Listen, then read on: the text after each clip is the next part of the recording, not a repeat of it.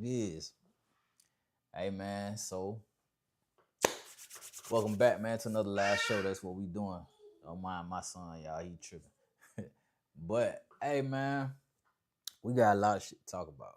Obviously, we got, I don't know, bro. It look like Floyd might be filing for bankruptcy. Eventually here.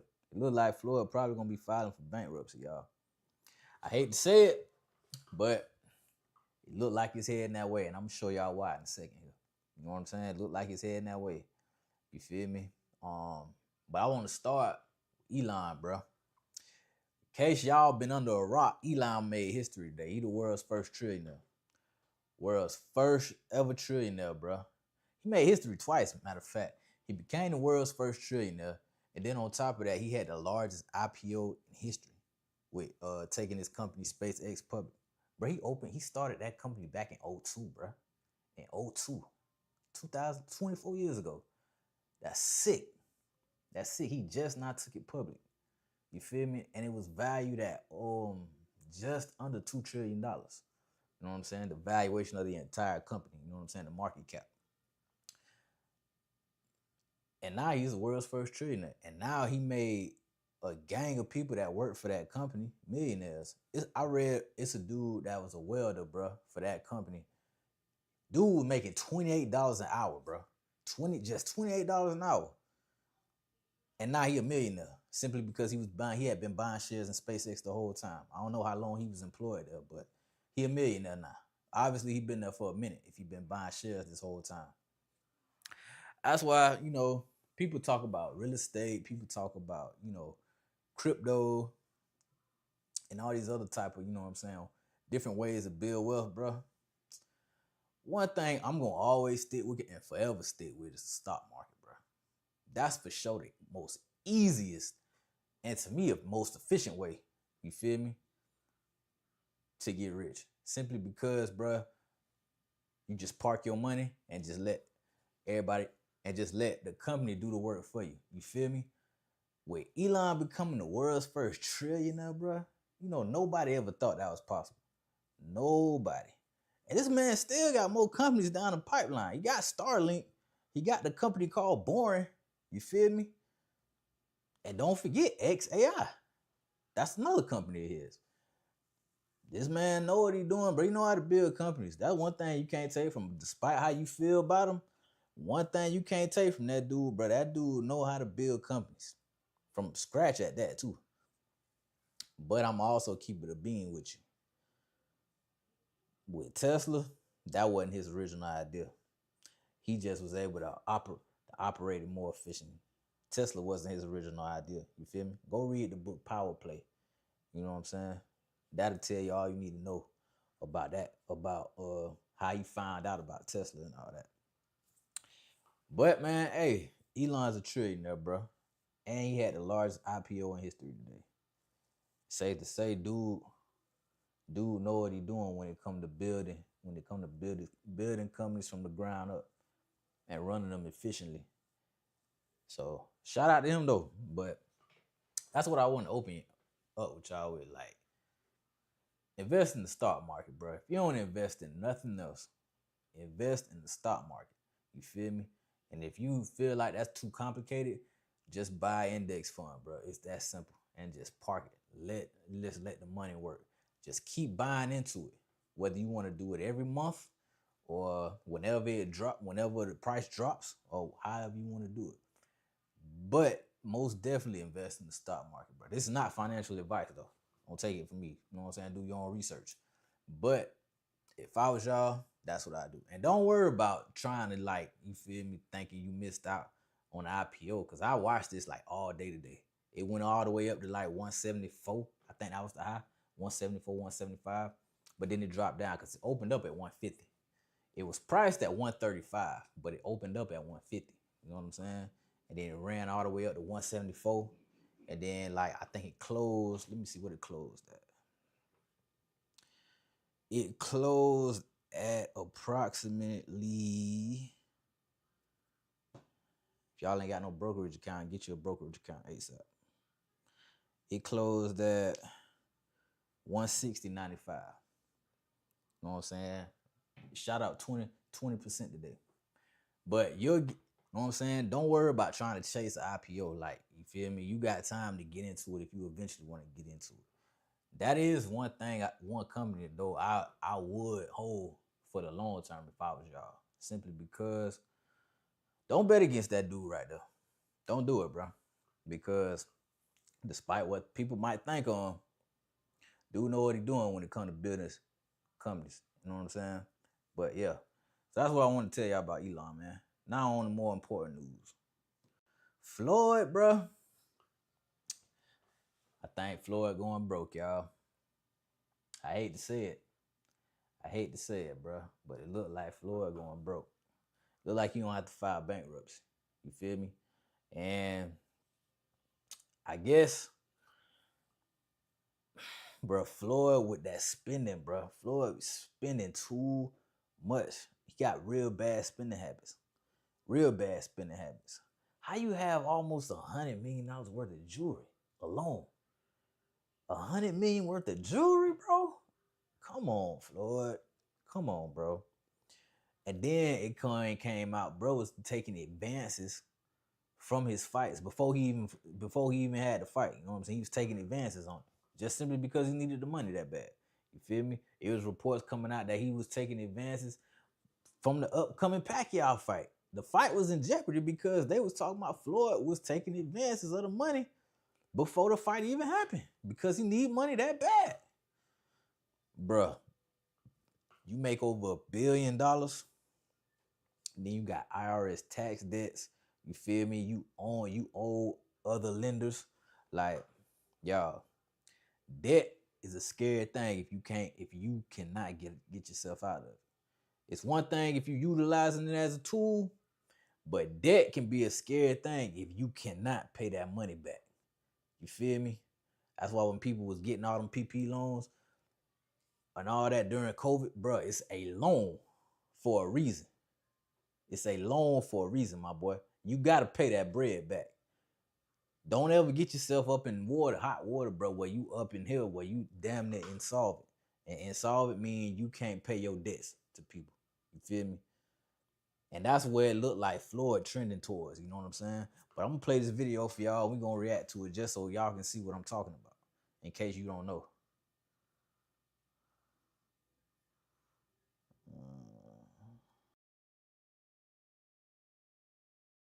Money Mayweather has money problems. He owes the IRS, he owes car dealers, he's pawning jewelry. A guy who's made hundreds of millions of dollars in his career is somehow running out of money. And now he's suing everyone, claiming he's owed money. While he may be able to keep up the facade that it's everyone else's fault, Floyd's spending problem is the reason why he's going broke. I was able to go directly to the source to get private information that hasn't been shared publicly yet, to discuss the recent lawsuit that sent shockwaves throughout the sports world. Mayweather suing former associate in an alleged $175 million fraud scheme. That associate, Jonah, shared with me private text messages, private images of Floyd signing contracts, and access to private communication with this team. And the proof I've been given will contradict everything you've heard in the news about this case. By going through all of the claims presented in the lawsuit, I'll share all the private information that I have access to so we can understand fully what's going on with Floyd Mayweather. In 2017, Rechnitz and Mayweather became friends, which ultimately led to Rechnitz becoming Floyd's investment manager, real estate advisor, and banking liaison. Jonah helped put deals together for Floyd. He was his manager, so that's sponsorships,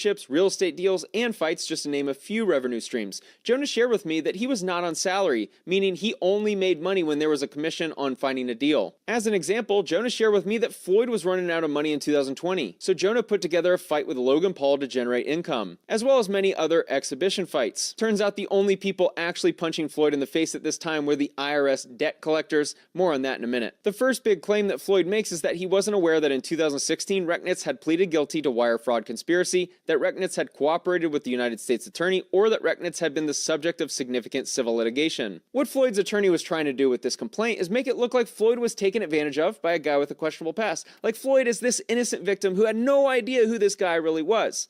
There's a little problem with that, because I have proof he did know. This letter on the screen was sent in 2023 by Floyd Mayweather to a U.S. District Judge for the Southern District of New York. The bottom includes Floyd's name and his signature. For context, this is Floyd Mayweather's letter to the judge in Jonah Rechnitz's case, speaking about Jonah's character and why he deserves a better outcome. In the second paragraph, he writes, "We became friendly and I supported him when he was going through the process of being sentenced in 2019. That sounds to me like he knew about Jonah's litigation in New York. In the third paragraph, he writes that Jonah has worked with him as his promoter and business advisor. He has taken the job and run with it, helping Floyd in every aspect and opening up new opportunities. He further mentions the charitable work they've done together. Further down, he mentions that people have tried to take advantage of Jonah by bringing lawsuits against him as a way to extort him. And finally, Floyd writes, "I appreciate you taking the time to read this letter, Your Honor. I would just ask that you consider my personal testimony that Jonah Recknitz is a good person." He claimed that he didn't know about Jonah's past in the complaint, yet he wrote that letter in support of Jonah, showing he clearly knew about the litigation in New York. So it doesn't seem to add up. Many have speculated that Mayweather is coming out of retirement for a rematch with Pacquiao because he needs the money. Yes, this is why. Around August 2025, Floyd needed cash money, so he decided to start pawning his jewelry. Here's a text on August 25th, 2025 of Jonas sending Floyd an image of his watch and the word loan below. That represents that watch as being within the group that was being pawned. Here's the second image sent on that day. The top image is a collection of watches that were grouped together for a November loan and that many had been returned after the balance was paid down. Here's the next message of another collection of watches that were used for a loan. The image on the left is an exhibit Floyd included in the complaint. Within this list are 4 of the watches you see in the text message on the right that were included in the group of watches that were pawned. Boy, I am not gonna lie to you. You gotta pawn your watches, bro, because you that strapped for cash. Floyd might as well file bankruptcy, bro. He ain't gonna be able to cover these debts. And even if he do, that lets you know, boy, 50 was right what he was saying a while back on Floyd. You feel me? 50 been trying to tell people about Floyd and his spending habits, boy. 50 been trying to tell people. I'm gonna play that for y'all in a second. Hold on. Let's keep going. This indicates he continues to lie about not knowing that his watches were getting pawned for a loan to fund his lifestyle. What was told to me is that Floyd was running out of money. Now, obviously, his broke is a lot different than broke for me and you, but at this time he needed money, so he decided to pawn $13 million from his watch collection. He does have his own jet and has flown private for a couple decades, and he has an extensive exotic car collection. But what has been shared with me is that his lifestyle is so expensive that he constantly needs to take out loans against all his assets, and it's fine when he's fighting and making money because he can pay the loans back, but it's kind of like musical chairs. Here's Floyd texting about having to give up all of his jewelry and watches and all of his women's bags. Further, he sent the text, "Don't forget about my ladies' Birkins, also that's a part of the $13 million. In December 2025,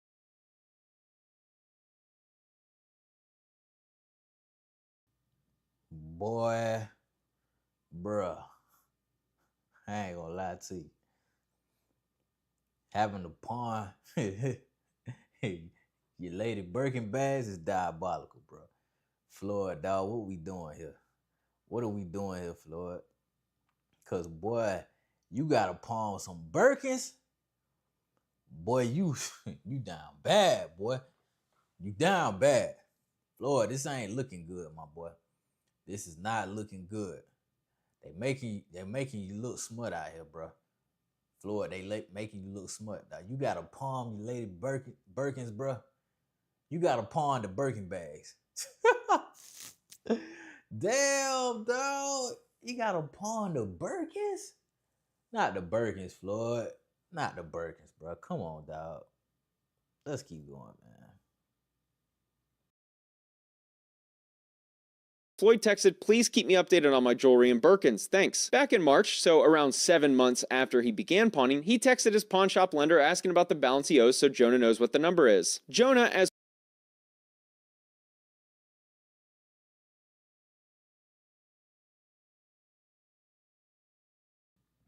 So what we looking at here, man? We got, it say 1.85 million in checks, 10.8 million in jewelry, 1.47 million in fees. I have recouped everything. I haven't sold any of the pieces. I need 360,000 by Friday. God damn. So the fees don't keep adding up. Damn. So this is, I guess this is what, if I'm reading it correct, this is what Floyd owing.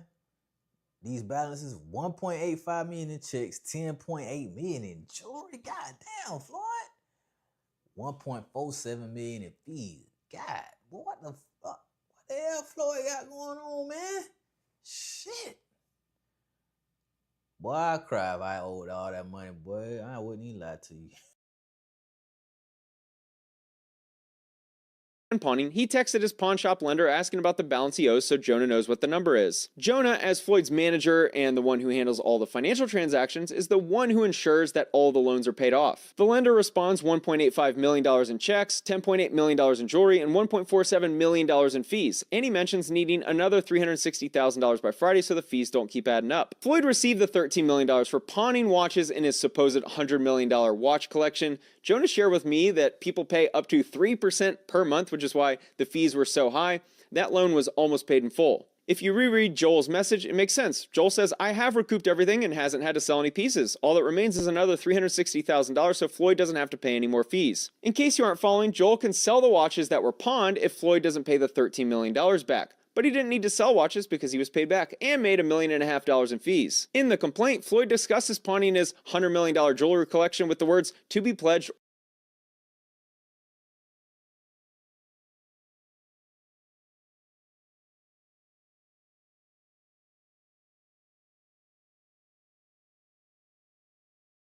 Oh shit. Mike Jordan 245 4225. What you talking about? Talking about Jomo. What happened with Jomo? Let me know. Or placed in the possession of Joel, a Miami jewelry dealer, the amount received was around $13 million. A substantial portion of the pledged jewelry remains in the possession of Joel and Modi, and no accounting has been provided to Mr. Mayweather, and then alleges that the consideration received was diverted by Recknitz and not paid to Floyd. I just shared the text messages between Floyd and Joel, showing the accounting of the transaction, and that nothing seemed to be awry. This is not the first time Floyd has had to take a pawn loan. Earlier last year, he borrowed $1 million from his friend Avi, the owner of Avi & Co., against his $18 million Jacob & Co. watch. Upon research, I realized that even though the retail is $18 million, the market value is about $2 to $3 million, so Floyd's $100 million jewelry collection is more likely worth a fraction of that. Why is Floyd Mayweather pawning jewelry despite being so wealthy? And always seemingly around cash? I asked Jonah how much Floyd spends every single month on his team, and Jonah estimated around $1 million. What happens when you can't afford your team's salaries? Here's a video from Floyd's assistant of his entire jewelry collection as they took photos and video of all of the jewelry before pawning. This photo is the same table. Bruh, $1 million on your people per month? Your staff that expensive? $1 million a month, bruh. Bruh, I don't give a damn how much money I touch in my lifetime. I'm staying cheap as I don't know what. You know what I'm saying? If I don't need it, I ain't spending it. Yeah, you know what I'm saying? You want to enjoy it. You want to enjoy some of the luxuries of life, bro. But not at the expense of going broke, dog. Because at the end of the day, bro, you Floyd. You don't have to prove nothing to nobody about what you got and what you don't got, bro. It's no need for it. You done that already. You feel me?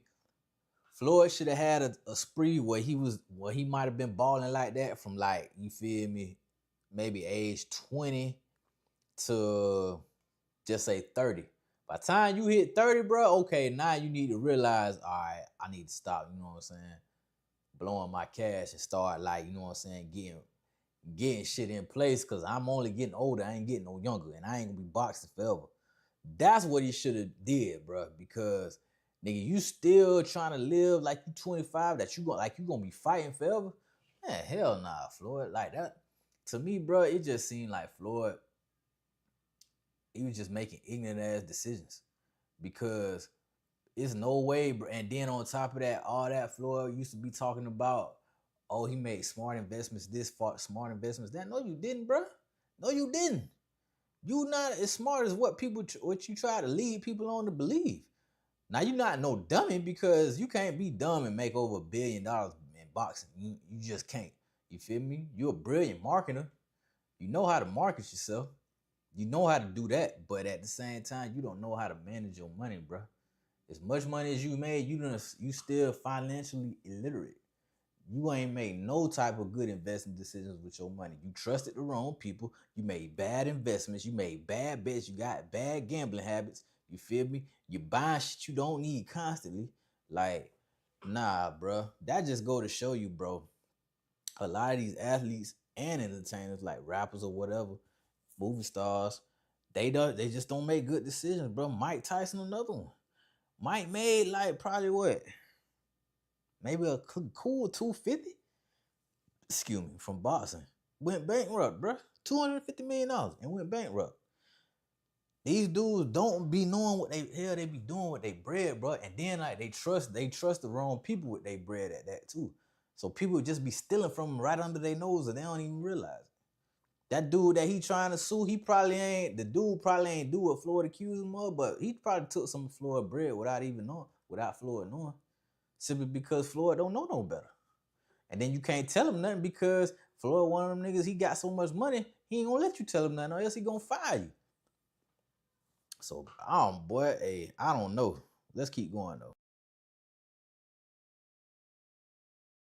From the video before with cash on the table, as that was the cash delivered for pawning the jewelry. When you add up Floyd's entire lifestyle, he could easily be spending $2 to $3 million per month, which means he probably needs to be making around $50 million of pre-tax income in order to just break even on that lifestyle expenses. When you're fighting Conor McGregor or Manny Pacquiao, you can cover that type of spend. But I always talk about this in my Athletes Going Broke series. These athletes will keep their lifestyle spend around the same, and when that income goes to essentially zero, they go broke pretty quickly. Floyd claims Jonah screwed him, but ironically, Jonah actually saved him from being bankrupt. Floyd claims he invested $31.5 million into real estate deals and has made a nominal amount of money as a return on his investment. I actually have the distribution letter for this portfolio. Here's the 3 portfolios listed totaling $31.5 million. The annual distribution for the total is around $3.9 million.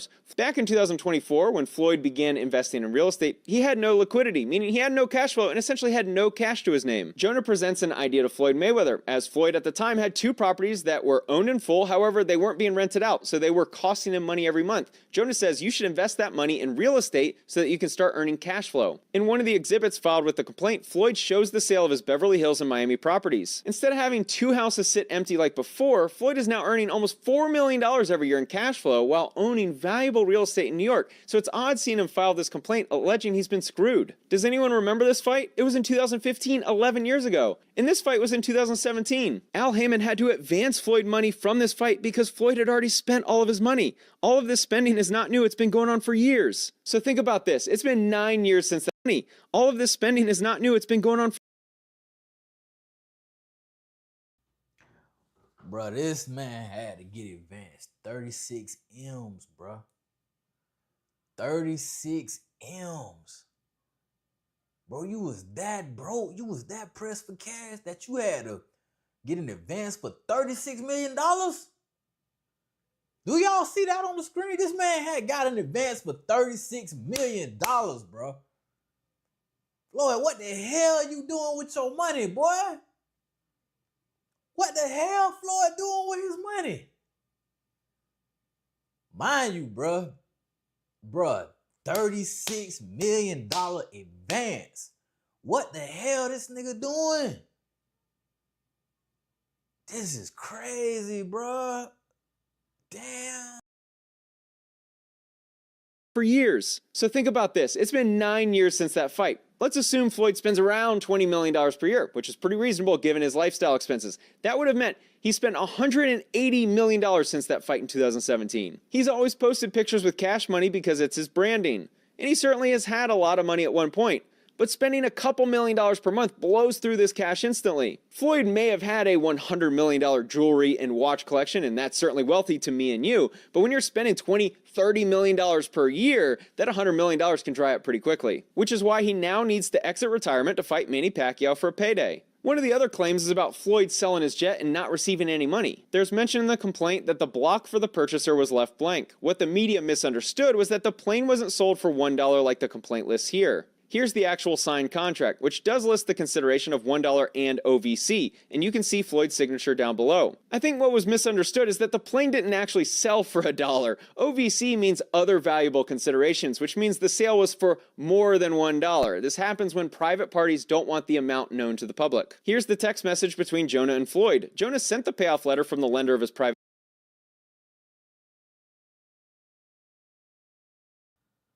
Bruh, Floyd looking crazy as hell, dog. I ain't gonna lie to y'all, bruh. So I'm already a step ahead. That will be handled. Middle of the week next week. I'm on it, fam. Look like that's an invoice, a PDF. Another one from Navy Federal, PDF.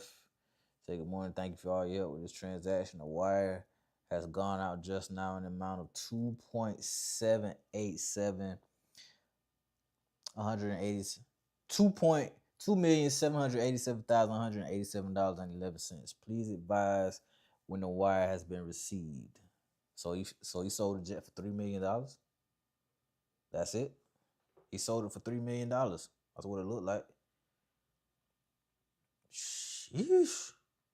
jet, as well as a letter from Navy Federal Credit Union regarding a $2.787 million payoff. What happened was Floyd took out a large loan against the value of the jet. So when the jet was sold, a large chunk of the money went to pay off the loan and many of his other debts. Here's the payoff demand statement for the jet. Highlighted is borrower named Floyd Mayweather. The total loan payoff is around $2.79 million, and the highlight in the bottom left is the property collateral as the Gulfstream Learjet. This is the bank wire transfer receipt from the credit union. Both of these documents were sent to Floyd, so he's clearly lying about the jet only selling for $1 and him being out of the know on the jet selling. The picture on the left is Floyd signing the contract, and the picture on the right is Floyd holding the aircraft purchase and sale agreement right after signing it. Does he look disappointed in the terms of the sale? This is the text Jonah sent to Floyd in September 2025, indicating that the house and airplane contracts were done, and Floyd responded, "Let's go." To make it even more clear that Floyd knew about the plane purchase and the terms of the purchase and sale, here's a text between Floyd and Jonah where Floyd writes, "Can you call me about the plane, please? I need for you to update me, please." And Jonah responded, "Plane is ready to close."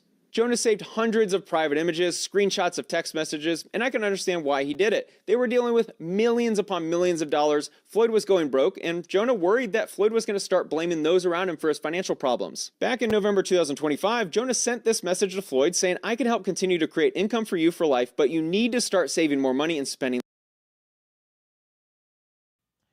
I ain't gonna lie though. Dude, that's a red flag. You know what I'm saying? You saving screenshots of every transaction and everything we doing, you feel me, ahead of time before I even plan to sue you. That mean one of two things, bro. Either dude knew what he was finna do to Floyd this whole time, and he just been trying to keep certain receipts to make himself look a certain way and make Floyd look a certain way, or he never fully trusted Floyd and he was gonna make sure he covered his own ass just in case Floyd tried to pull some shit like what Floyd doing right now, which is trying to sue him. It's one of the two ways. But if I'm Floyd, well, obviously Floyd wouldn't know because he ain't gonna show him. He keeping all these receipts. But nah, buddy face ain't all the way clean in this. No matter even though what he trying to paint about Floyd, you know what I'm saying, might have some truth to it, buddy face ain't all the way clear in this because this dude got convicted of wire fraud before. I don't know what made Floyd want to work with him in the first place. If he got convicted of that in his past, why would you want to work with somebody and let that person handle your finances and he got convicted of wire fraud before, bro? Like, come on, Floyd, what the hell you thinking about? That's why I say, bro, niggas don't be really thinking, dog. You want somebody to handle your finances that got convicted of wire fraud, and then on top of that, you send a letter to the judge on his behalf? Like, you tripping, Floyd. I don't know what the hell you had going on. Unless borrowing from a Let's read this shit. It's saying, "I can help you continue to create income for you for life, but you need to start saving more and spending less. Borrowing from a credit line should be for investment purposes, not to pay past due bills because we have to pay it back, and then what?" Now that is actually like basic sound financial advice. You shouldn't be borrowing to pay debts. You should never do that because it's never going to end. Because then after you borrow to pay debts, you're going to have to pay that original money that you borrowed to pay the debts off with. You know what I'm saying? You should be borrowed to make investments so the investments pay for your loan payments. You feel me? That makes the most sense. But let's keep going. For years, you take items with payments. Please don't do it anymore. That system that Al allowed is dangerous. It's too stressful catching up. Yes, dates can change. It would be different if it's money that I owed you personally, as if I borrowed it from you. But this is for investments and businesses that have a lot of moving parts. You'll notice I skipped a lot of games lately because blah, blah, blah, whatever the rest of us say. Let's keep going. credit line should be for investment purposes, not to pay past due bills because we will have to pay it back. Floyd also claims that 80% distributions to Mayweather Promotions LLC and 20% to be paid to Frist Apex Ventures were diverted by Rechnitz. Throughout the complaint, Floyd is claiming that fraud was going on because he only received 80% of the distributions, which is interesting because he signed the operating agreement for that split. This is Floyd holding up the settlement statement of a closed transaction involving his company, Mayweather Promotions, and Frist Apex Ventures. His smile doesn't look like someone who is upset with the deal that just closed. I've seen the operating agreement between these two companies that Floyd signed. Nah, come on, bro. We all know that wasn't no smile. Floyd wasn't smiling on that picture. If at best that was a slight grin. That dude wasn't smiling. Showing an 80-20 split. And since I promised you receipts, here's the document with the distribution allocation of 80% for Mayweather Promotions and 20% for Frist Apex Ventures. Down at the bottom, you can see Floyd's signature agreeing to the terms of the contract. As part of the fraud claim against Rechnitz and Frist, Floyd claims IL Frist signed distribution letters as manager of Vada Properties when he held no such office, and by signing as CEO of Vada Properties when he held no such office. This is a screenshot of Floyd's Instagram over a year ago. The picture in the middle is Floyd promoting speaking at a conference about real estate with IL Frist. In the post, IL is listed as the CEO of Vada Properties. This is the Real Deal conference where Floyd is talking about buying real estate and Niall Frist is the man to his right. I had a very, very smart team, guys that was very, very educated in real estate. I gave them 9 figures. I went from 7, I skipped over 8 because it was paying so good. I went to 9 figures. That doesn't sound like someone who is disappointed in the outcome of his real estate investing. Another major allegation in the complaint is that Rechnitz orchestrated a $13 million loan from Hankey Capital LLC secured by Floyd's property in Miami Beach, Florida. The picture in the background is of Floyd and Don Hankey. This property is actually owned by Josh Gatlib and Meyer Orbach. Back in 2024, when Floyd was running out of cash, he needed to sell 2 properties, so he sold it to the 2 names I just mentioned, and it was a favor by them. But the allegation is that $6.5 million of that loan went to the purchase of the private jet we discussed earlier in the video, and only approximately $4 million was made available to Mayweather Promotions. The full accounting is right here. $6.5 million to buy a jet with TBE Aviation LLC as the owner. See what this shit say, man. Mayweather Promotions, Wells Fargo Bank, $4,014,740.19. Lender, total $13 million. Damn, almost 800,000 just went to taxes alone. Damn, shit. That's Floyd's private jet-related LLC. The $4 million to Mayweather Promotions is listed, and all of the other allocations are listed, with none relating to Rechnitz or the other defendants. He also claimed there was another loan of $16.4 million and worded it such that it looks like Frist Apex Ventures took $8.8 million of his money. The money from these properties all became his investment in the $31.5 million portfolio mentioned a few moments earlier, properly managed by the LLC he's suing. So what I told them is, of course, I wanted my payout to be a little different. Normally the payouts are, at the beginning of the month, but I wanted my payouts to be every week, spread it out throughout the week, because I'm traveling, family, friends, we're traveling, we're moving around, we're doing different things. So I want. Nigga, what the hell you want to be getting paid every week for? What the hell? Well, who the hell was advising you? My nigga, you do not need them payments coming every week. Like, Floyd did this himself, y'all, boy. I'm sorry. Floyd, I don't know what Floyd had going on. My payouts to be like that, and everything played out like it played out, and everything was going great. This speech stood out to me now that I'm viewing it through the lens of Floyd going broke. Why in the world would you need to change the distribution schedule to be weekly? Didn't Floyd make like $500 million boxing? Why do you now all of a sudden, you're so tight on cash flow that you need your distributions to be paid every single week so you can afford a vacation? Floyd Mayweather fathers baby with dancer, ordered to pay $1 million in back child support. Jonah told me that Frist Apex Ventures assisted with paying his child support, meaning his lawsuit against them is even more perplexing. I found the court documents with his unexpected baby mama. Floyd did not deny being the father and was not happy with the news. He was angry and blamed her for getting pregnant. He attempted to force her to have an abortion and then blocked her from phone communication and text when he realized she was keeping the baby. Sounds like a great father. I even have the text messages between Floyd and her, but I'll blur for privacy reasons. It's not good. Here's the child support payments that stopped in December 2024 when Floyd was really having money problems. Floyd was ordered to pay $32,850 a month in child support, in addition to $933,050 in back support. This is how you go broke. I also have a letter from the IRS for taxpayer Floyd Mayweather. This is the notice of levy from the IRS for his unpaid $3.35 million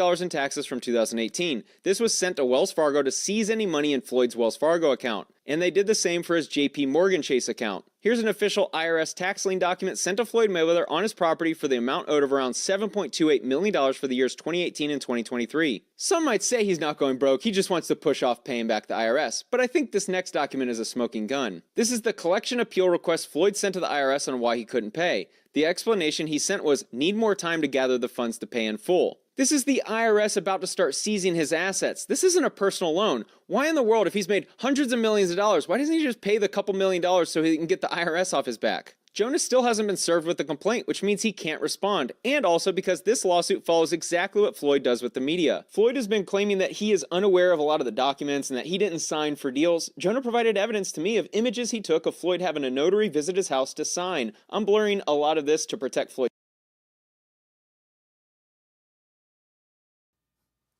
Dang, bro, Floyd, middle name Joy? What the hell? But hey, boy, one thing I'm gonna say, Floyd, you trying to sue a Jewish dude? They had their ducks in a row. I hope you got yours in a row, my boy, because he coming with receipts. I hope you got some of your own. You know what I'm saying? We know you ain't no internet dude, Floyd, but boy, you better have receipts because this dude got his on you, and he trying to make you look crazy. And so far, he doing a good job, but I'm gonna just keep it 100. It's privacy, but those are his fingerprints. Jonah provided a quote. I do not want to litigate this issue through the media, nor do I want to embarrass Floyd publicly, so I will say this. It's sad that Floyd blew through his money. I wrote him many letters concerning his spending habits, which are documented. I had many conversations with him about slowing down with the spending, but unfortunately, it caught up to him, and now he's looking to blame others. One of these letters to the TMT team was shared with me. This letter is 5 pages.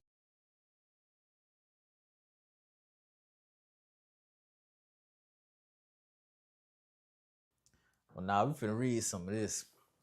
It say, through deals I sourced and financial structures I helped put in place, Floyd earned tens of millions of dollars. Every transaction was done with his full knowledge, participation, and documented approval, including signed agreements, communications, notarized documents, and verified financial records. In addition, I secured a documentary series for him, which is currently in development. So Floyd got a documentary coming out. And I was deeply involved in building out his exhibition fight business, opportunities that created strong position and global visibility and significant upside. As many of you have seen firsthand, when I execute an event, whether it was his birthday celebration or a fight exhibition, I do so with a level of professionalism and presentation that reflects positively on Floyd and enhances his brand.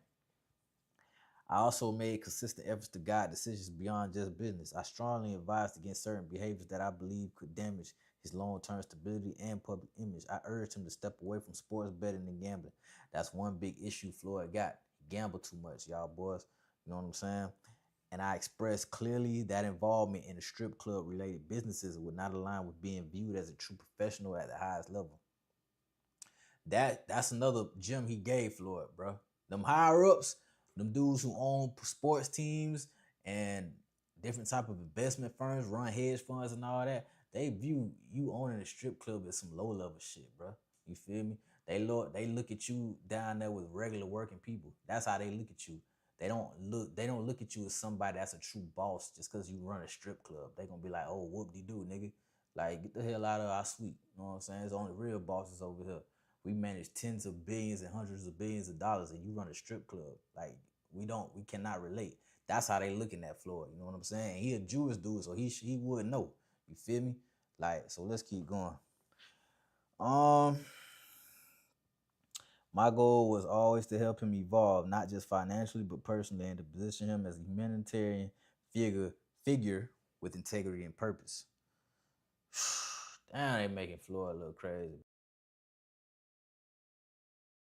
Long and describes all of the issues that Jonah was having managing Floyd. Jonah even includes a paragraph about no longer wanting to work with Floyd because of the spending problems and how much of a risk it became to be around Floyd. First, he blamed Al Heyman, and now he's blaming me. He sued Showtime for $340 million, sued Business Insider for $100 million, and now sued me for $175 million. He is unhinged. I hope he can get back on his feet and control his spending. Floyd. Let's add this up. So we got 340 million plus another 100 million. That's 440 million. Plus another 175 million, which would total what? 440 plus 175, 515. Over $500 million that Floyd trying to sue for, that he trying to get back. Floyd hurting, y'all.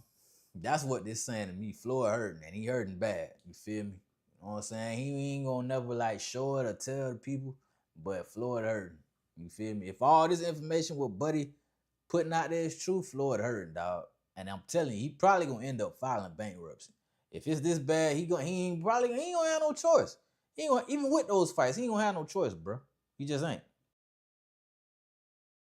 $25 million. He is unhinged. I hope he can get back on his feet and control his spending. Floyd can continue to lie that he didn't know about the airplane purchase or the jewelry pawns. The facts speak for themselves. There's a lot more, and I have all of the backup which we tried to show Floyd's attorney before they filed suit, but he refused to review any evidence that would contradict his frivolous lawsuit. Bottom line, I saw the writing on the wall, and because I knew Mayweather may eventually turn on me, I kept meticulous records of all of the transactions. Something I very much learned over the past few years analyzing litigation and media scandals is that a lot of wealthy people know how to use media and litigation as strategy. I'll show you how media actually works. Let me use this as an example. Back in September 2025, this article titled "Floyd Mayweather Sues Vegas Car Dealer Over Sale. You Lied to Me" was released on TMZ Sports. The article is full of quotes about the dealer engaging in shady business practices and overcharging Floyd and possibly defrauding him. Floyd wasn't the victim. He wanted to use the media to pressure the dealer so the dealer wouldn't come after him for the money Floyd owed the dealer. But the other news organizations need stories, so they spread the headlines that Floyd is suing a car dealer for a fraudulent purchase. Sports Illustrated picks up the story. Then Fox News picks up the story. The following day, the Vegas car dealer filed a complaint against Floyd. Floyd purchased 4 vehicles totaling $2.25 million from the dealer. Floyd wrote 2 checks for the purchase of the vehicles. The problem is that the checks bounced $1 million from the dealer. Floyd wrote 2 checks for the purchase of the vehicles. The problem is that the check the Vegas car dealer filed a complaint against Floyd. Floyd purchased 4.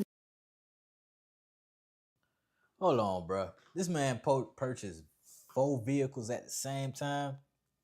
A 2018 Maybach for 1.2, a Ferrari F8 Spider for $480K, a Porsche 911 GT3 for $285K, and a McLaren for $280. Bruh, why you buying 4 vehicles at one time? Nigga, you can only drive 1 vehicle.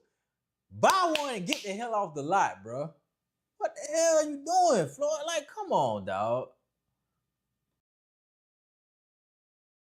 Vehicles totaling $2.25 million from the dealer. Floyd wrote 2 checks for the purchase of the vehicles. The problem is that the checks bounced. They didn't go through, and Floyd still had possession of the vehicles. Even worse is that Floyd drove one of the cars from Vegas to LA and added 1,500 miles to the car. They ultimately had to reach a settlement agreement where Floyd still owed $1.2 million to the dealer. I think that story is relevant because it's another sign of Floyd's money problems, but I also wanted to highlight his media strategy. Floyd has a private relationship with TMZ Sports. If he wants someone to look bad, he'll go to them first so that they can publish a featured article about Floyd being defrauded. Then he'll file a complaint full of lies the following day and paint himself out to be a victim. TMZ Sports was the first to reveal this story. A lot of people mentioned to me that I should make a video about Floyd suing his business manager, but I held off because I wanted to hear Jonah's side first because I know exactly how Floyd uses the media. And after Jonah shared hundreds of private images and screenshots of text messages with me, it's clear that this lawsuit is another example of this strategy. In February, Floyd sued Showtime for $340 million, claiming there's a conspiracy to not pay him what he's owed. He also sued Business Insider for $100 million and then immediately dropped it. I hope you're starting to see the pattern. He goes to the media to play victim, gets all the other news organizations to distribute the story because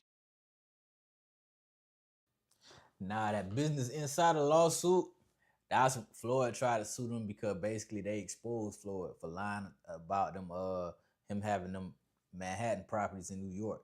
You feel me? Talking about some type of $40 million real estate portfolio that he purchased, that he owned outright with no partners, himself. And they basically called cap on that. Like, nah, Floyd, you don't own that shit, bro. We can't find no ownership deeds in your name worth nothing. So they basically came out and say, Floyd, you cap, nigga. Like, and we call your bluff. You know you don't own that shit.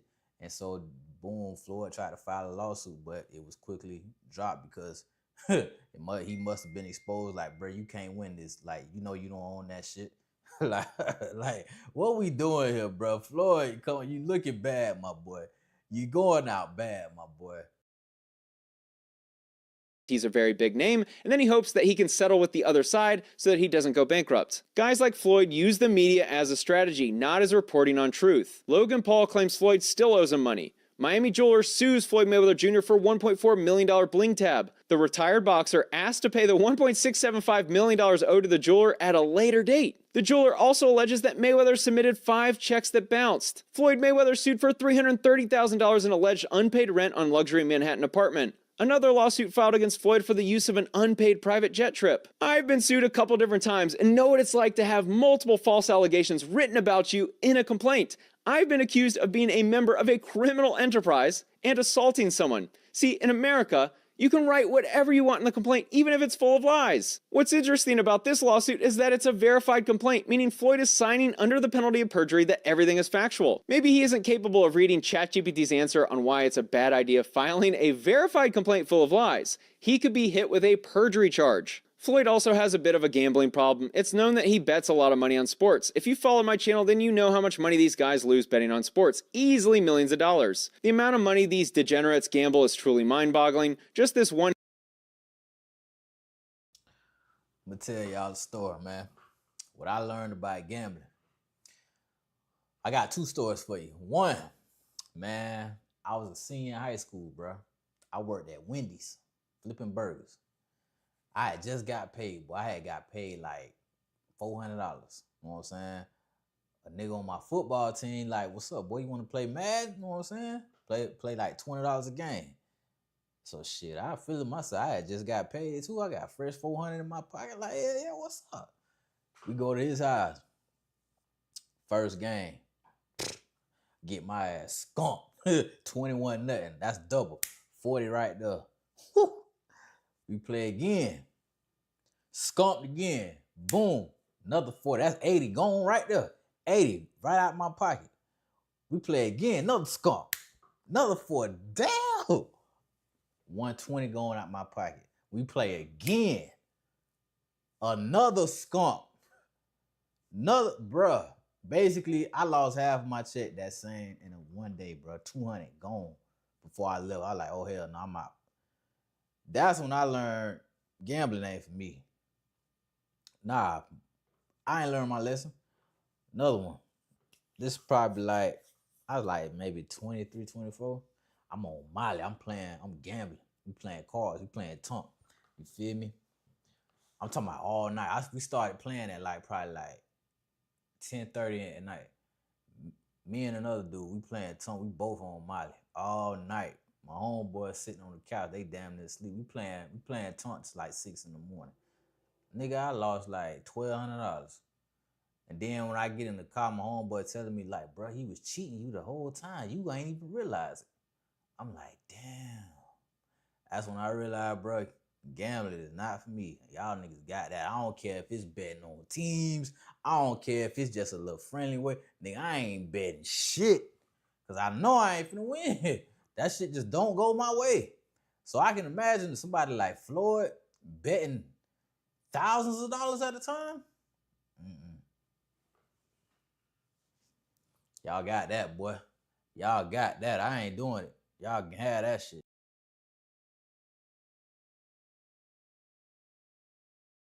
Hand of blackjack appears to have around $100,000 wagered. Not a good look when you owe the IRS. There were many claims, but to summarize the main claims against Rechnitz, Floyd alleged that the jet sold for $1 and he didn't receive any of the proceeds. The evidence proves this is a lie. Floyd also alleged that he wasn't aware of this jewelry being pawned and that he didn't receive the proceeds. The evidence proves this is also a lie. And lastly, Floyd claims he was defrauded in his real estate transactions with Rechnitz and Frist. The evidence again proves that this is a lie. Even worse, they're helping him make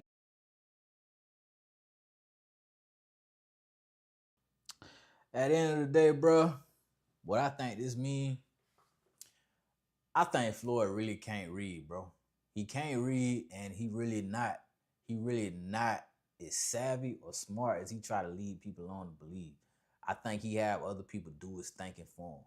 And that's why I feel like he in this position he is now. He just know how to spend money. He know how to get money through boxing, and he know how to spend it. But he don't know how to conserve it or grow it. You feel me? Because he can't read. You know what I'm saying? Then on top of that, he ain't trying to learn. Like Floyd can't read, bro. Floyd is illiterate, and it's showing because, bro, you look crazy right now, Floyd. I don't know how you gonna win any of these lawsuits that you got going on right now, because it don't look good for you, my boy. In my humble opinion, it don't look good. Nearly $4 million in cash flow every year, which is keeping him from filing bankruptcy. Hope you enjoyed the video. Thanks for watching.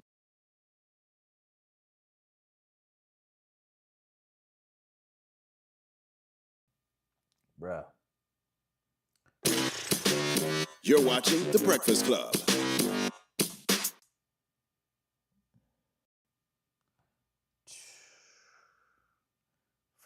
Floyd. Telling y'all, bro. Floyd looking crazy. He looking bad. Because only thing I'm gonna say is, bro, better hope he get like 500 million for that Pacquiao fight. That's what he better hope, because if not, he finna look crazy, bro. Because you owe too many people. You owe too much money, bro. And then on top of that, when you owe that much money, you ain't gonna never get out of debt, because you robbing Peter to pay Paul. Like how you gonna win or get out of debt by doing that? You crazy. Drake and R at the same club in Turks. Boy, it say R and Bad kind of going through it. Oh shit, no good. R and Bad going through it, y'all. I don't know if they gonna last. Cause hey. All right, man. We need to talk about something else, man. What other topics I got? I said something else. Oh yeah, Act versus Charlamagne, bro. We got a media war brewing on our hands. You feel me? Oh, let me show y'all what Aunt them said about Floyd. Nightcap. Floyd. You feel me? The way bruh spend money, dog. I'm telling you, Floyd he spend too much money. And then don't know how to grow his bread, bruh. It's crazy.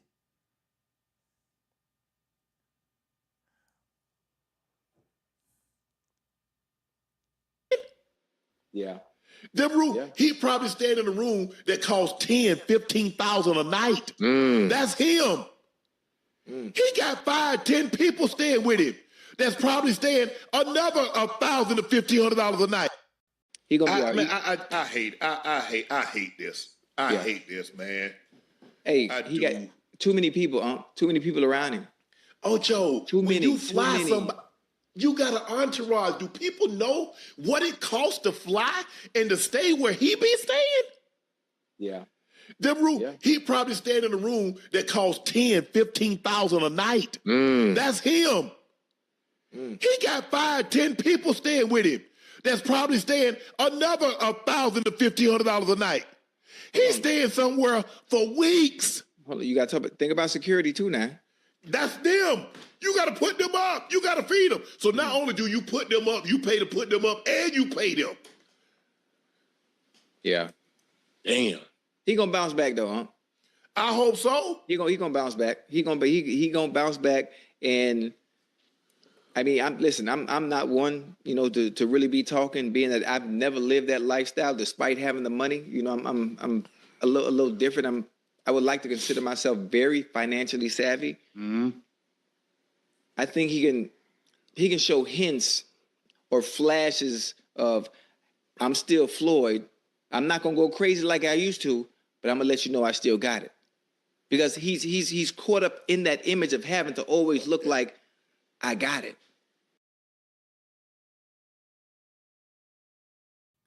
Nah, Ocho, it's over for Floyd, bro. All that money talk, Mayweather and all that, this and that, bro, it's over with for that.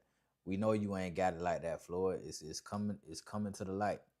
It's coming to the light, man. But hey, I hope he get his situation figured out, dog. Because this is bad, y'all. Tell you, he gonna end up probably having to file bankruptcy. And if he have to do that money Mayweather, all that shit, that's definitely out the window. Like, ain't nobody going for that no more, bro. Ain't nobody going for that no more. All right, so now we got Ak and Charlamagne, bro. Ak and Charlamagne. And so basically, what this is about is, I don't know, bro. I think it's a media war brewing between akademiks and Charlamagne. You feel me? At one time, Ak looked up to Charlamagne. You feel me? That's Ak number one mentor. That's Ak number one guy he always give credit to for how he learned his style of media commentary from. He learned it from Charlamagne. The early days of Charlamagne, not this Charlamagne, the old Charlamagne. No, the Charlamagne that made Lil Mama cry on air. The Charlamagne that got Birdman mad, you feel me? The Charlamagne that, you know what I'm saying, got Benny Siegel in his feelings. That's Charlamagne, not this Charlamagne now. Like, I'm going to show y'all the old one. Akademiks. Charlamagne. This when Ak was first getting on. Look at this shit. It's the dumb old. Architect of aggravation, Charlamagne the God. Hello. I know recently, because we had a little exchange online, I think that's when you tweeted out that Chingy interview, and I was like, I feel like sometimes now you don't go as hard. And for me, I'm trying to explain what I was thinking when I said that to you. Wasn't that like you were getting soft and nothing like that, but it was basically saying, I feel that nowadays when people come up, it's more like, yeah, you still throw those questions that people want to know, but it's more of an endorsement, because you guys, of course, number one radio show in NYC. That's a good point, but I'm gonna tell you why that is. I'm a cultural critic. I've been doing radio since '98. The game was real trash at one point. Okay. Trash. So when these certain artists would come up here, you get no love. Not even just here at the Breakfast Club, whether it was in Philly when I was doing mornings on 100.3 The Beat, on Wendy Williams Experience. I just show y'all that, man, to just show y'all like how far these boys go back. You know what I'm saying? They go back a long ways, you know what I'm saying? Like this like 12, 13 years ago. Like these boys go back. But it was one time, it's like Acton got to the point now where, Charlamagne can't really like son him like that. You know what I'm saying? He can a little bit because like Charlamagne got that $200 million deal from iHeart, but Act is at a level to where Act one of the biggest in independent hip hop media period, and just media period. You know what I'm saying? He's a powerful voice. His voice moves. Like that's why rappers get mad at Act when he say certain stuff, because he has the eyeballs and the ears to sway people's opinions. You know what I'm saying? Act has a powerful voice in media, and you can't deny that. And so at this point, because of the whole Kendrick and Drake situation, Charlamagne has adamantly been on the other side. You know what I'm saying? Always been on whatever side is against Drake, that's what Charlamagne's on. And we all know who Act riding with ride or die with Drake.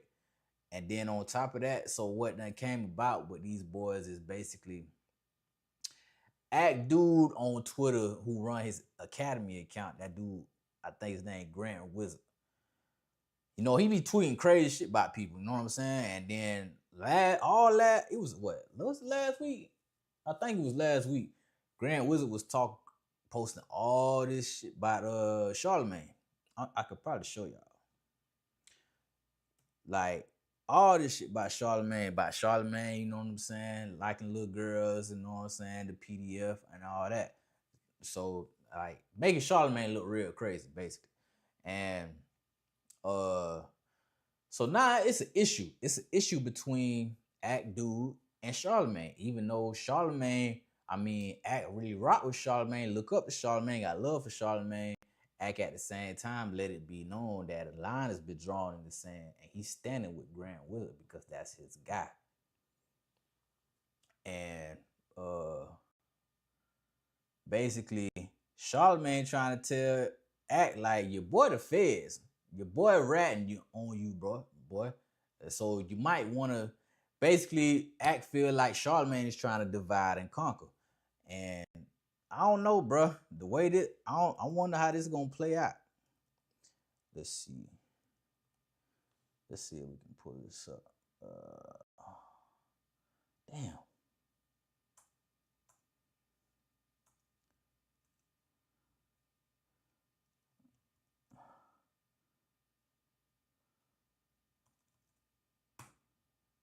Oh, there you go. Damn.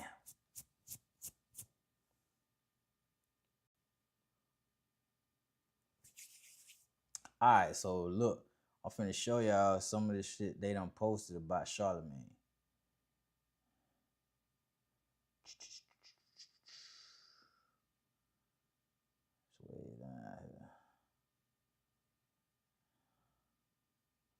Damn, they be posting like all day, so you gotta go like way down there. Where we at? Hell, there's too much. They got too much going on.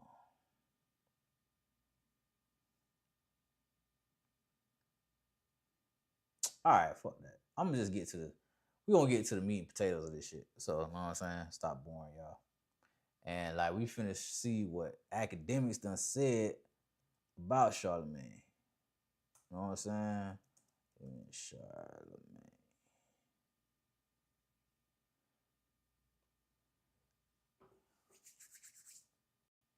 Alright, so where's that? God damn it.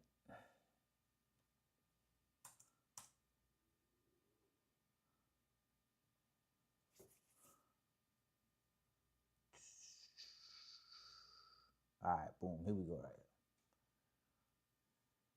Oh shit, I think I clicked on the wrong one. Okay.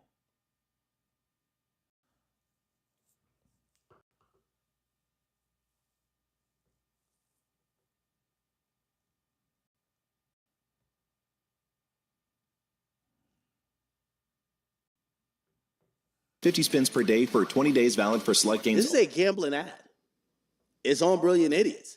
This is why when I hear them talk about stake, I'm like, brother, y'all all promote gambling in a different way, right? And by the way, all online gambling companies have something that's kind of going on, right? It's heavily contested that Prize Picks is allowed to do certain things. Are they just fantasy? Are they actual a sports book? Can they then lean into certain type of player props? Like, there's been heavy litigation around all of it, but we don't expect Joe Budden to tell us that. He just takes whatever money they give him. They put him in a Super Bowl commercial. We don't. So it's the same thing with, like, I didn't even know they had a gambling ad for Brilliant Idiots, but we're listening to one, right?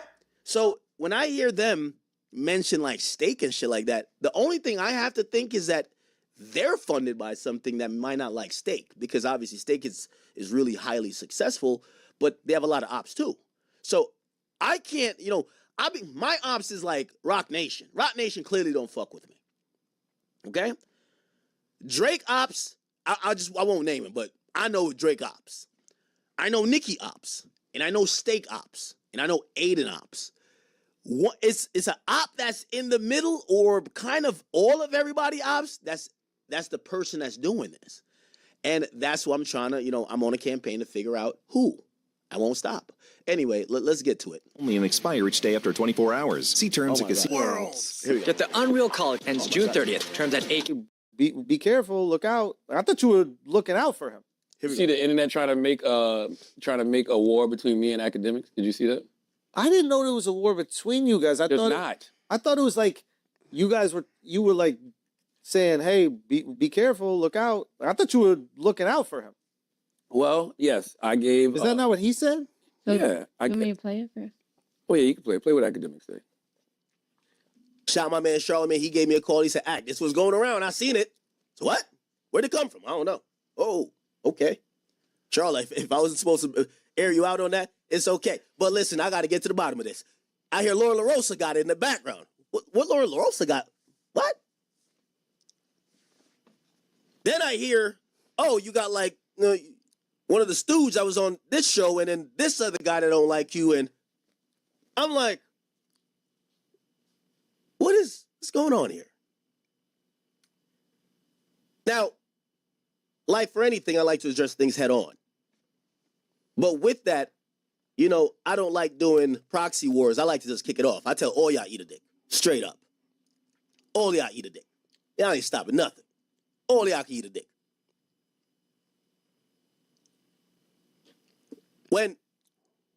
When there is entities that's plotting against me, don't be the messenger. You either with me or against me. No DJ Khaled's around my book. That's fact. No DJ Khaled's around my book. Get the fuck away. That is true. You can stop it here. Oh, so he's saying you need to pick a side? Is that I don't know what's being communicated? But here's the thing. I'll clarify. It's not picking a side. If you're not giving me the heads up, if you're not telling me where it's coming from. If you're just giving me like this warning, it feels like my convo with Charlamagne came across more like he wanted me to back up from Grand and niggas like that. Like, yo, don't fuck with these guys. Nah, that's a fact though. I'm gonna keep it a beam. If you saying you looking out for me and you supposed to be, we don't gotta be. We might not be partners like that, but at the same time, if you somebody that I rock with, you rock with me. But then you trying to say like you might need to watch out for these people, but you ain't trying to tell me where it's coming from, who it's coming from. Nigga, get out of here, because you ain't, at the end of the day, you ain't helping me, because you not really feeding me no real info. All you doing is just telling me people got it out for me, but you ain't trying to give me no extra details about who or where this coming from. If you ain't trying to do that, bro, you can keep that, bro. Don't even waste your time coming over here talking to me about that. Stay on that side. We keep you over there. We keep people like you on the other side, because you ain't trying to help. You ain't trying to help, or really trying to, you ain't showing your loyalty to me. You know what I'm saying? And if you're not, that's cool. But at the same time, don't come telling me about what somebody got going on if you ain't trying to tell me who it's coming from. You know what I'm saying? Keep that over there, bro. We good over here. You know what I'm saying? We don't need that. Like, because now you pump faking. You straddling the fence. You got me thinking like you might be, you know what I'm saying, trying to help me when you really could be plotting against me too. You know what I'm saying? Because in the back of my mind, I'm thinking you probably know who this coming from, but you trying to really tell me about my partners who really on my side to watch out for them, but you ain't trying to tell me who you getting this information from that's talking about my partners. Nah, keep that shit. If you ain't gonna tell me directly who it's coming from so I can confront them or ask them straight up about what you saying, then nah, we could. You stay over there. We stay over there. I'm gonna keep you over there. Straight up. We're gonna even hear him say some stuff which I didn't say before, where he's basically like, yo, Gran and them niggas is snitching on you. And I'm like, snitching on me for what? You know? But that was the like, for me, I was just like, I get like, I'm like one of the younger media personalities, but I'm not that green to flip on my squad without you giving me actual, like, you can't, so we don't know where this came from, and I'm supposed to be like, oh, I can't fuck with Gran no more? Because he eventually tells me that supposedly Gran has been talking to investigators, right? And Gran has blamed everything on me and Drake. And I was like, bro, you can't even tell me where this is from. So, like, there's a point where Charlamagne was like, yo, Act, be careful, man. How much do you trust these guys? And I'm like, dude, I trust them more than whatever you're hearing, because you can't even tell me where you're getting it from. Like, I don't even know what are you talking about right now?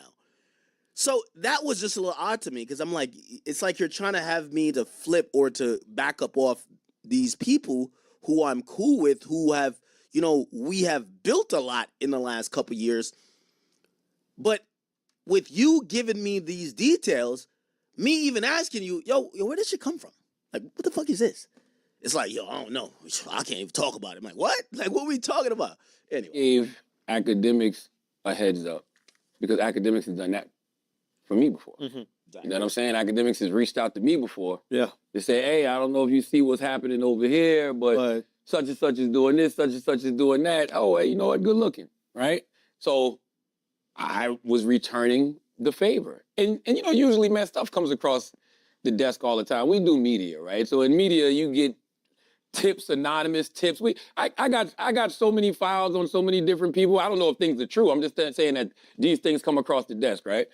Usually, there's a lot of stuff that I ignore. This was one I was like, you know what? I'm gonna reach out on. And I don't know if I reached out through text before Jeremy Heck said what he said or after. Jeremy Hecht? Yeah, let's play what Jeremy Heck said. Because Jeremy Heck accused academics of taking money from... Who's Jeremy Heck? Politicians. Jeremy, he used to be on this Hip Hop DX show with DJ Head and Elliot Wilson. Called Irrelevant. If you got to explain it like that, he's irrelevant. Man, I'm going to keep it 100. I think all these niggas taking money from whoever, whenever, you know what I'm saying? About what? That remains to be seen or said, you feel me? But at some point, bro, if you in the media, you taking money from somebody for some specific type of influence or for some type of like push for a certain type of narrative.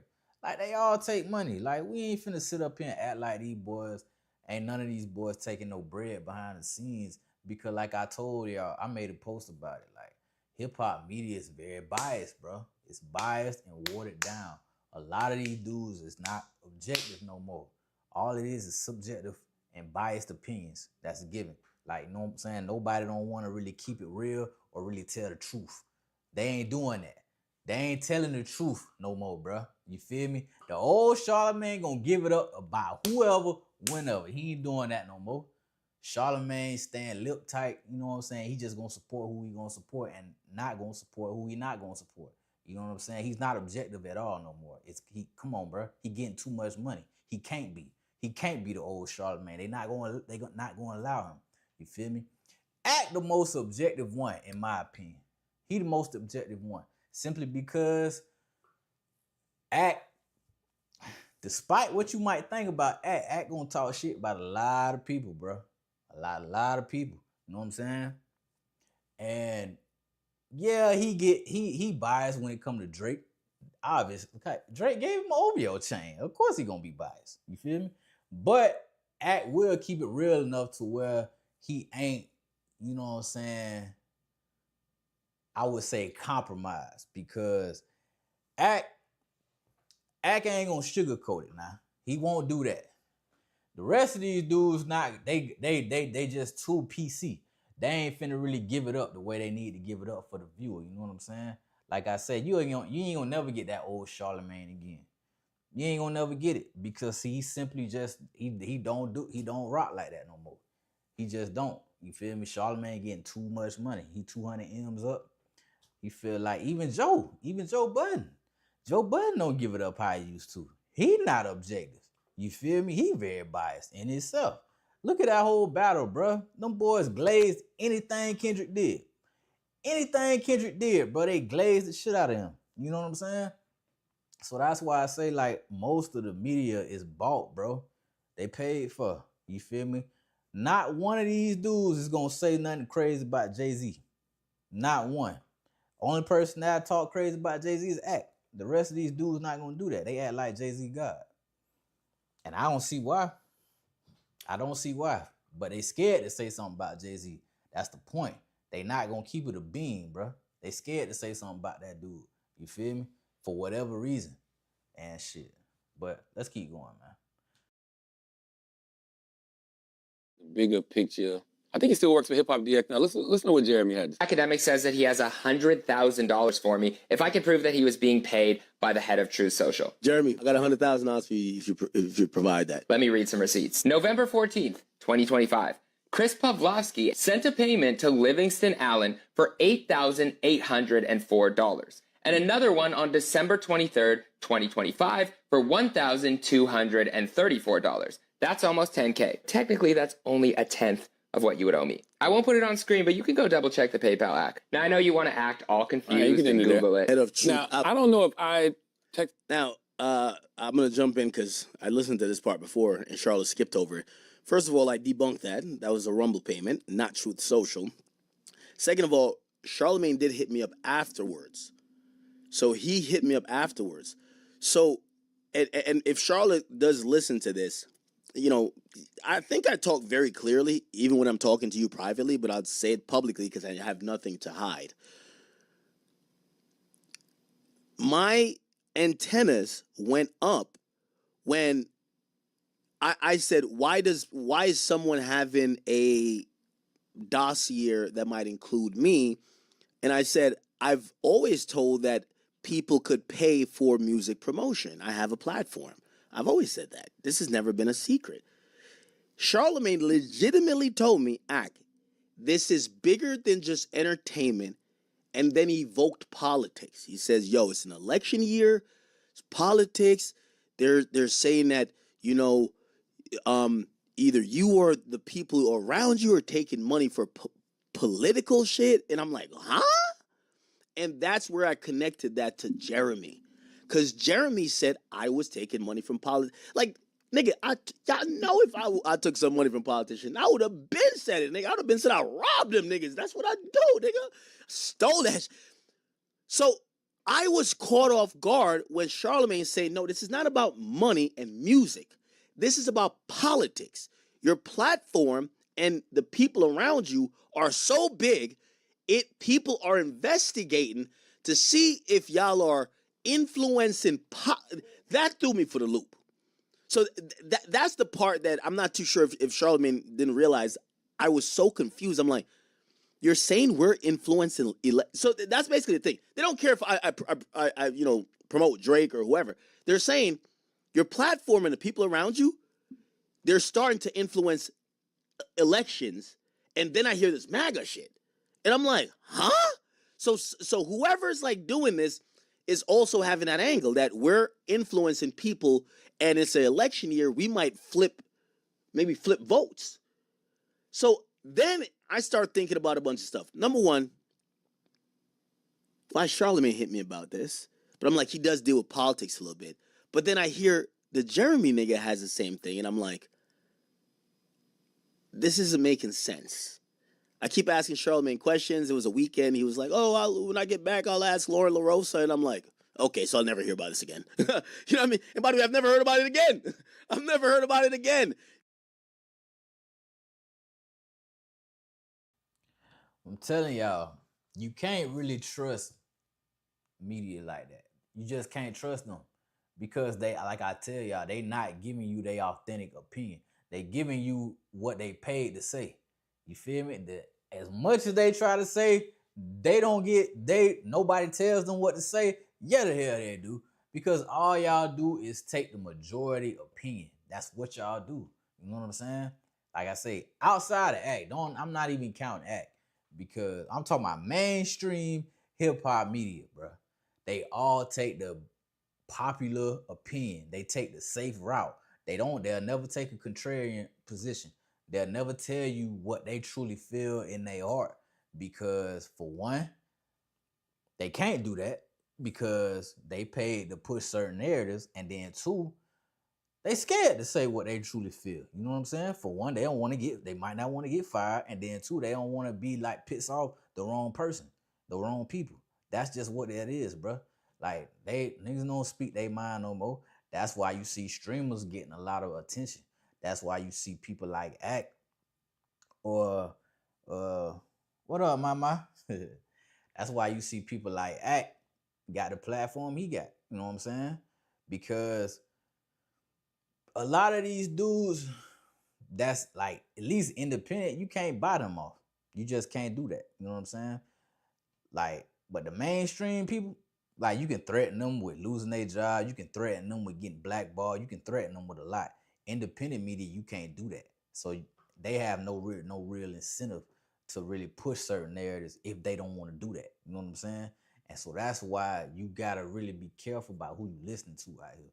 Because a lot of times, a lot of people just feeding you some bullshit just simply because that's what they paid to do. You know what I'm saying? They not really giving you what they truly feel. Because people can tell you one thing on camera and feel completely opposite about what they told you off camera. You know what I'm saying? It's like people who promote cigarettes and liquor brands, but they don't even smoke a drink. You know what I'm saying? It's like that in a way because they paid to do it. You know what I'm saying?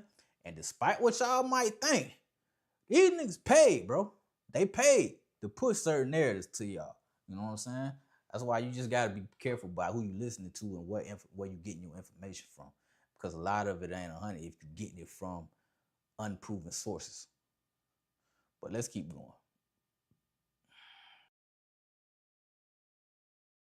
You get what I'm saying? Before this or after, but I do remember when I saw this, I said, oh, shoot, let me hear that. Because what came across our desk was the same information, but not that. It just was like this spreadsheet that was like, yo, DJ Akademiks takes money from music people and media people and, you know, political people. And also... And that's the confusing part with Charlamagne. What came across our desk. My question even to Charlamagne, if you're trying to give me a heads up, how did it come across your desk? Don't just tell me that somebody is, yo, I heard somebody trying to kill you. How did you hear it? How did this information that you're saying that you have verified and you could send me pictures of people at their houses, how did, like, who sent it to? That's a fact too. Ain't nothing randomly just come across your desk, my boy. You feel me? You got it from from a certain person that you just can't expose. You can't say how you got it. You feel me? But it ain't just happen to pop up. You ain't just happen to go into work one morning and this shit just sitting there in black and white. And you like, oh shit, let me act up. And nah, that ain't how it went down, homie. Somebody you know gave you the spill, gave you the drop on act and his people. And you basically trying to just warn act before it escalate. But you done been told you can't reveal who this came from. So nah, if you can't tell me where it done came from, keep that shit, homie. I don't need it. I'm good. We good over here because you ain't finna get me to flip. And I don't even know if your information is even credible, my boy. Like, nah, we ain't doing that over here. You ain't finna get me to sell my people out just because you got what you think is real information on my people trying to backdoor me. You know what I'm saying? Like, nah, bro. If you can't tell me who it is or what it is or where it come from, keep it, bro. We good over here. And you stay on that side. You feel me? To you.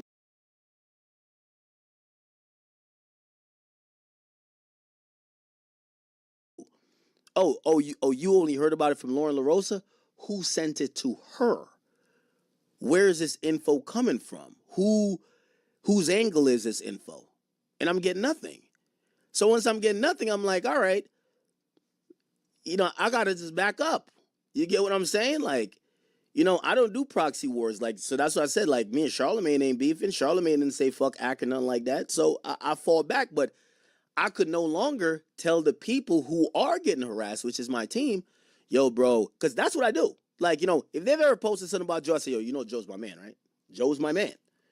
Joe's my guy. Yo, hey, like, a lot of times I go on Akademiks TV or whatever, and I get the shit up off about my friends because they might just be doing journalism or they're, how they're getting info. I'm like, nah. It's my guy. Get that up off of there. You get me? However, if we get into this media space where it's like, everybody got like these hidden things, all right, I can't keep doing that. So I'm like, all right, let the victor go the spoils, because I thought I've saved a lot of people. If they don't feel that way, all right, cool. Let me show you when I don't tell nobody stop or I don't tell nobody no. And that's it. Everybody's playing for themselves. Again, my whole thing is I know some people like, why are you mad at Charlamagne? I'm not mad at Charlamagne because he gave me a heads up. I'm like, listen, it's clear that somebody on your side is either behind it or got the info from somebody they're cool with. Here's the thing. It's like in war. You just carpet bomb the whole thing. You figure it out later, man. You carpet bomb the whole, and that's kind of what's been happening. And I can't even, try. Yeah, I'm telling y'all, if you in the active beef with somebody, and there's somebody you know that know you but know the other side too, and they come tell you like, hey, bro, you might want to watch such and such because your homie talking to them about this, that, and the third. Well, how you know that? You know what I'm saying?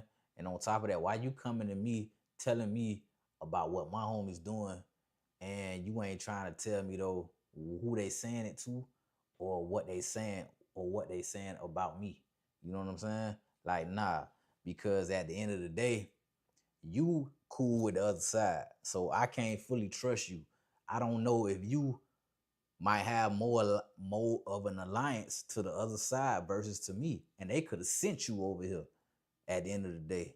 You know what I'm saying? And if they sent you over here, I'm not finna risk that. Like, nah, we ain't doing that. Like, that's why I say, if you ain't trying to really expose where you getting your information from, then you can just keep that, because you ain't doing me no favors by telling me this if you ain't trying to break it down where it came from.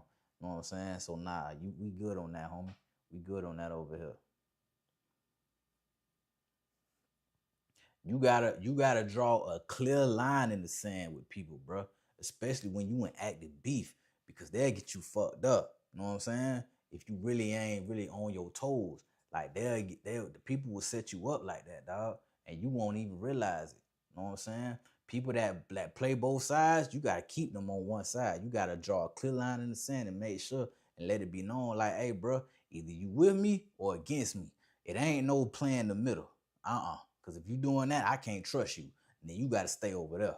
Straight up. You know what I'm saying? That's how we doing that over here. We ain't playing both sides. We ain't doing that.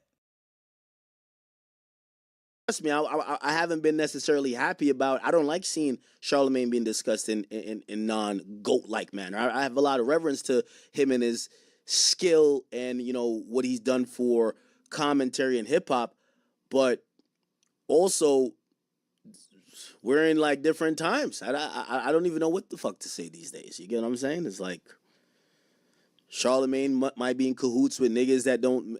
And again, I do take it personal if it's y'all like, oh, we're targeting the people around you, not you. Nigga, that's how it works. Niggas like Russia. If you let them surround you, nigga, after a while, they just get you.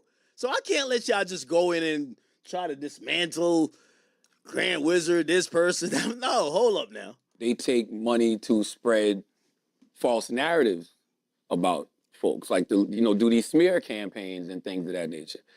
And that wasn't even what I was really calling him to get a heads up on, because Ak will tell you himself. Ak's like, yeah, I take money to from music people. Like that's not a secret. Facts. The political stuff he said he didn't know anything about. Whatever. The reason I called that, and Ak said, I think that he asked me who was behind it, and I said I couldn't tell him. That's not true. I said I don't know, but I would find out.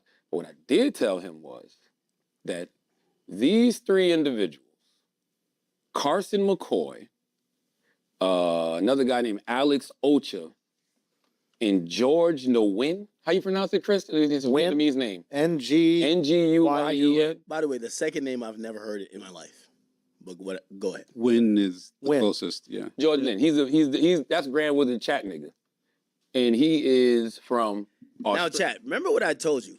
I told you a lot of this stuff recently. Like they have declared war on Grand. From when I went to the Kendrick show, bro, Kendrick's mans approached me about Drake and Grant. Like, yo, they have declared war on Grant. Yo, I even said, remember I said the other day, and I seen some people clip it on Twitter, they were like, yeah, right, nobody gives a fuck about Grant. Yeah, why they got like 5 private investigators?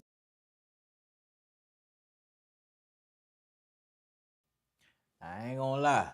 That Grand Wizard dude do be talking crazy about people on Twitter. He do be doing that. Act dude, Grand Wizard, he be talking crazy about people on Twitter now. I will say that.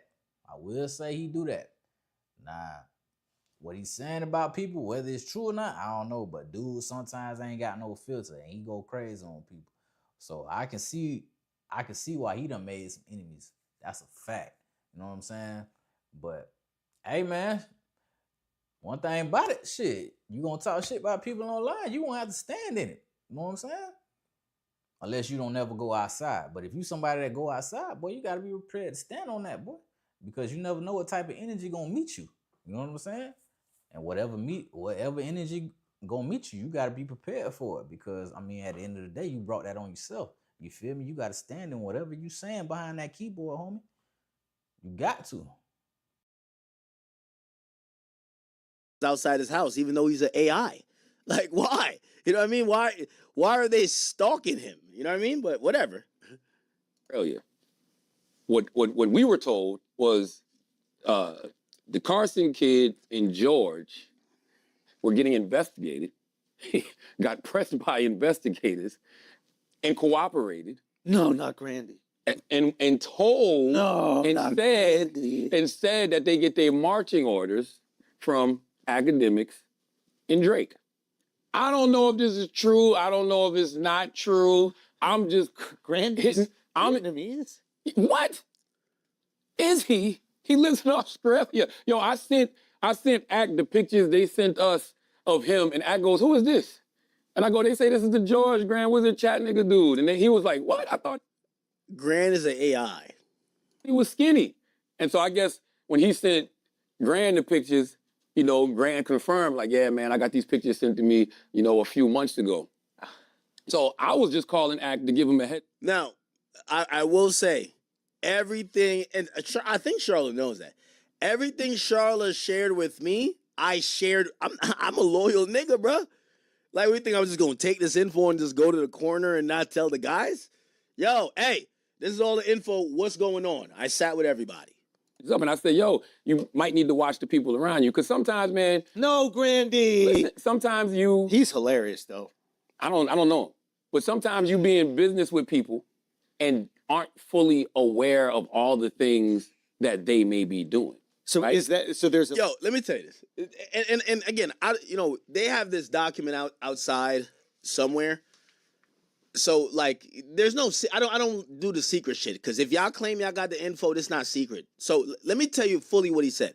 So Charlamagne basically tells me that there's an investigation going on. Grand Wizard and another person who actually he's chat nigga. So two chat niggas have gotten cornered and have flipped, and they're snitching on me like I'm Dirk. And they're snitched on me and Drake, literally, right? That's the info he told me. He was kind of telling me this info to say, hey, Ak, watch out, because some of these people you have with you, they're snitching.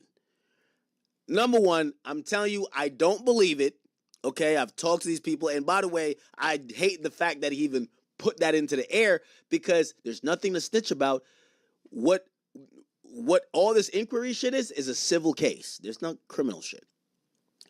Second of all, I felt like it was a weak attempt to divide and conquer. I told y'all, I'm the most loyal nigga in media. If you ever see my downfall, you're gonna say, damn, Ak was a little bit too loyal. And it's okay. That's my tragic flaw. Okay? I give people too many chances. It's always been in my life. What Charlamagne then starts to I ain't gonna lie, I'm like that too, man. I forgive easy. You feel me? I move on. I don't hold grudges. I just don't. You feel me? That's a flaw of mine. I get somebody to shirt out my back, man. Like, I do that for people. And the crazy part about it is, you know, some people only give you the shirt off their back if they got another one hanging up in the closet. You feel me? They give you the shirt off their back as long as they got one hanging up in the closet. If they ain't got another one hanging off in the closet, they ain't finna give you their last. They ain't doing that. I do that though. I do that for people. And then knowing I shouldn't do it anyway, I still do it. I'm just like that, bro. I just am. I got a big heart. You feel me? I'm a giver at heart. You know what I'm saying? I get it from my mama. My mama was a giver at heart. That's just how it is with me. You know what I'm saying? I'm rocking with you until you give me a reason not to. You know what I'm saying? Until you give me a reason not to, I'm rocking with you. But it just, I ain't gonna say that.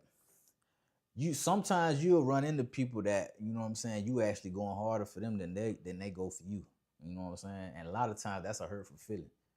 When you going hard for people, but they ain't returning the same energy in return, man, that shit hurt, man. And then the crazy part about it, you still come through for them, even though you know they ain't no good. That's just the love in you, though. There ain't nothing wrong with you. You know what I'm saying? You ain't a fool or nothing, but that's just how you built. You feel me? You just somebody with a big heart, man. You ain't a crab at heart. Some people crabs at heart, so they wouldn't give a damn if they got all this. They got like, say a extra large pizza. You know what I'm saying?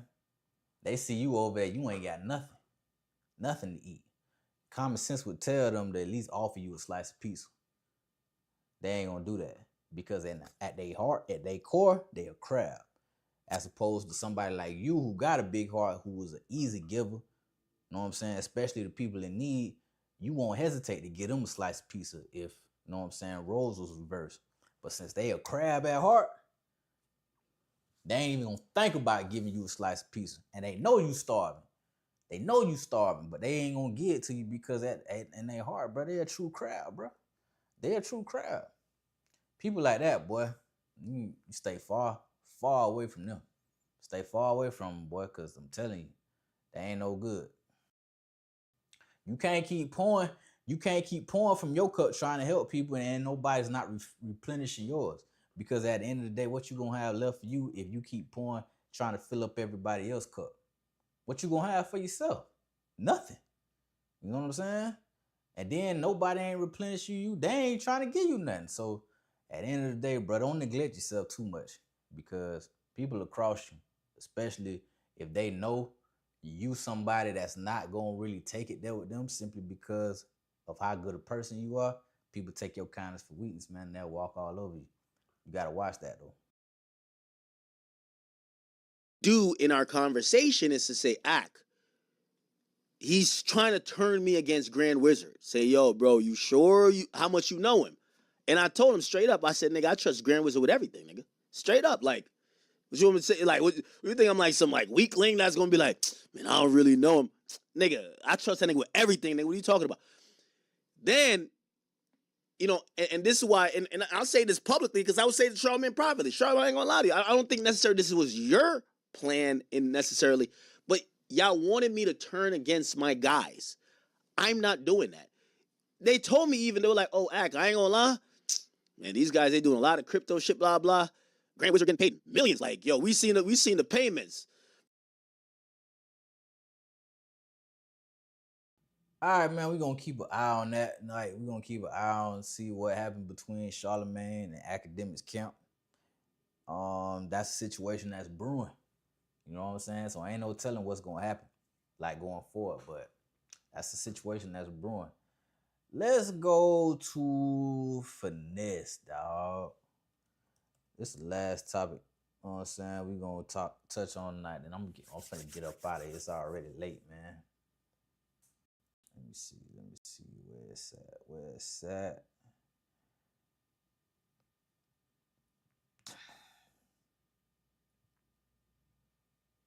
Yeah, Finesse say he needs $1 million from his lawyer. Let's see what he talking about.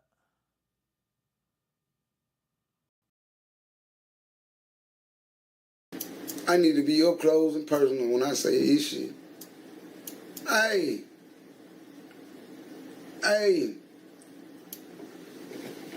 So about a year ago, right? My baby brother, Lil Jew, and his daddy got caught, right? They locked him up for a pound of weed. Lil Jew had $30,000 on him. His daddy allegedly had a pound of weed.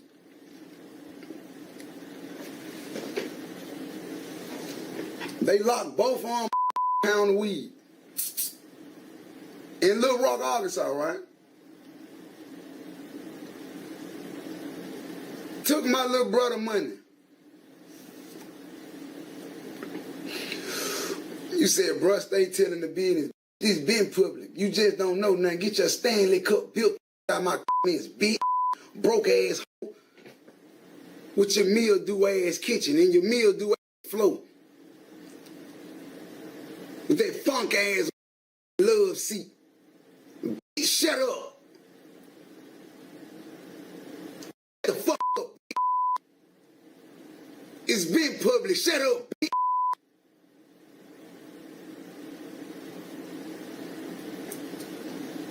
So look,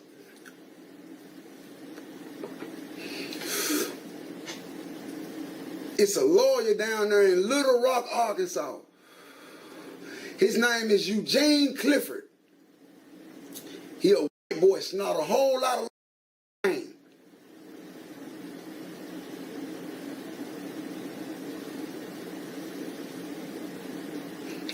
His name Eugene Clifford. He done been on a few of my cases. Eugene,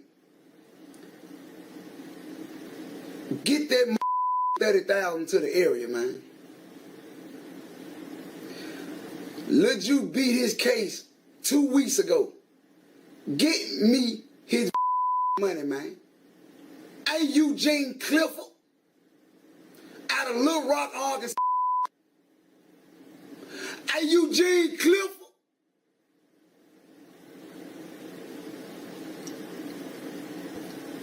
And let me tell you this. He ain't no good lawyer to go get.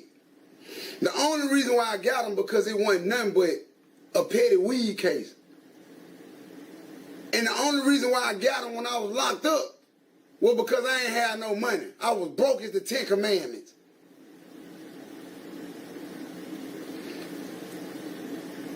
The first time he came to see me, he had a ketchup stain on his shirt. He came to see me, he had a ketchup stain on his shirt. I should have fired him then.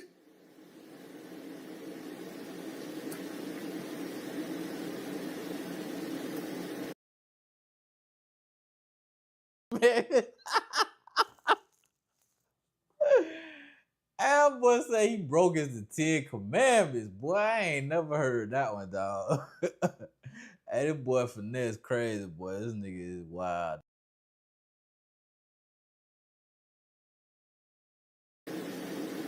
Hey, Eugene Clifford, your whole law firm gonna fall. Don't get mine, bro.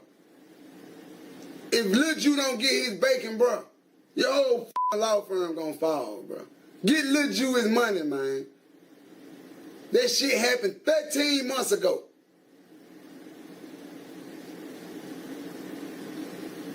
He beat that 2 weeks ago. When something ain't evidence and you get a dismissal, they immediately turn your back over. Your phone, your whatever. I've been doing this jail too long.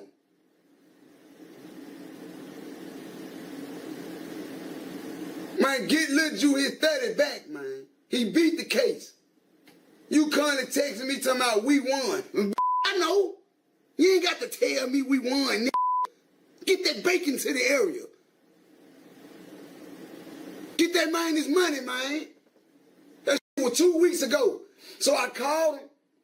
I said, bro, what's up with my little brother Bread? Oh, the courts and the clerks and the government has to deposit it into my account first, and then I have to send it to yours. Bullshit. Bullshit. Ain't no way. The clerk can deposit that straight into Lil Ju account. Man, get that fatty to the area, man. Get that fatty to the area. Eugene Clifford. Little Rock, Arkansas.